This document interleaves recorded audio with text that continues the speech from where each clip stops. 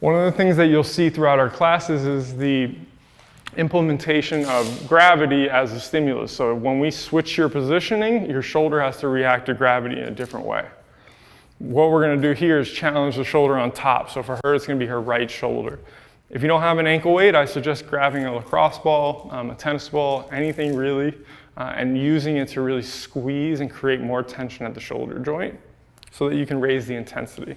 Now for her left hand, I don't really care where it is, just make it as comfortable as you possibly can be. And then I do really care about you being stacked now. So I want you to get your right shoulder forward more, this way. Yeah, exactly, good. So if I was to look down on her from a bird's eye view, I'd like to see that this shoulder is almost in line with the other one. It's not gonna be, because I don't want you to get trapped under yourself, but it's gonna be relatively there. I don't want you to rotate too much. This hip is stacked perfect too, good job. Okay, so now we're gonna come out to the sides to 90 degrees, and you're gonna do the exact same thing you were standing.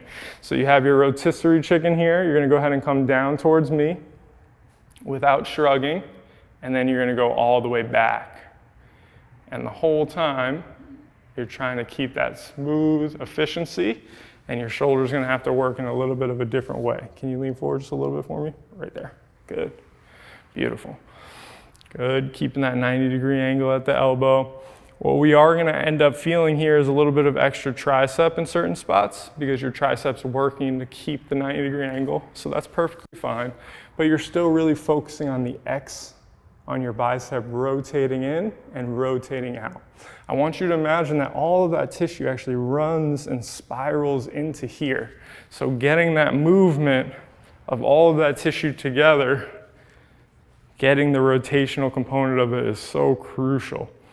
We're saving the work we just did with our sleeper, and again, we're challenging it from a different position, and it's also a different level of coordination.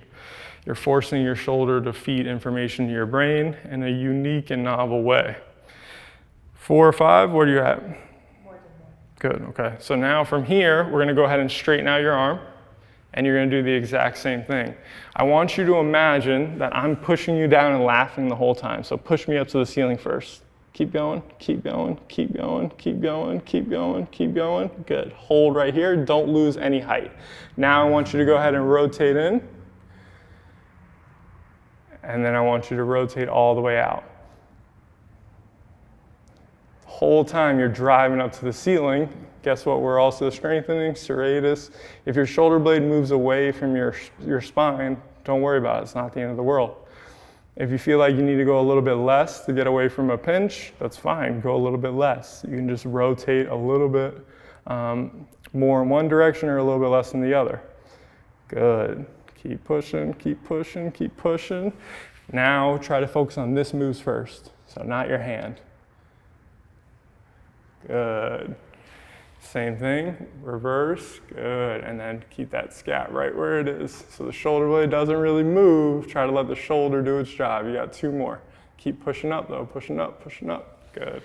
1 more. Beautiful. And then all the way back, and then you're gonna let your hand come right to your right butt and just let it sit. Beautiful, good job.